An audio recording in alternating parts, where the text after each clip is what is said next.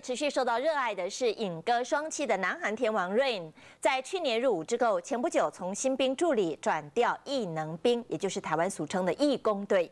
而上周末，他随着军队前往越南参加劳军音乐会，来庆祝南韩和越南建交20周年，受到热烈的欢迎。 这场音乐会还没开始，只是主持人走出来，屋顶就要掀啦。当然不是为了中间那位，而是旁边这位眯眯眼的阿兵哥。洗涤穿的迷彩衣还是挡不住明星风采的郑智薰，哪位？就是南韩天王 Rain。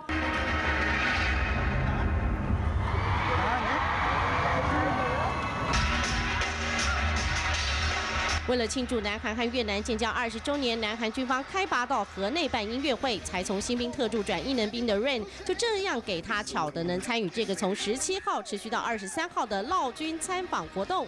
尽管先前消息传出就引来南韩军方消费艺人的批评，不过骂归骂 ，Rain 还是飞到越南，而且抵达机场引起的围观人潮还要出动同袍护驾，人气依旧非常火。 共同主持音乐会的另一个在韩剧也是个咖，摘星星给我的金智薰。而 Rain 虽然没有唱，但随便说什么，底下就算听不懂也是叫翻天。 Cảm giác rất là sung sướng ạ. Tại vì thực ra nếu mà anh Bi không hát thì chỉ cần được nhìn thấy anh Bi là rất là vui rồi ạ. Và anh Bi đến đây đến Việt Nam với thiện chí là cho hòa giải là mối quan hệ giữa Việt Nam và Hàn Quốc ấy ạ. Thì em rất là vui khi anh Bi đã quan tâm tới Việt Nam ạ. Rain 的天王魅力不但让同台主持的金智薰成了绿叶，连唱红许多首韩剧插曲的朴孝信登台也显得有些小冷场。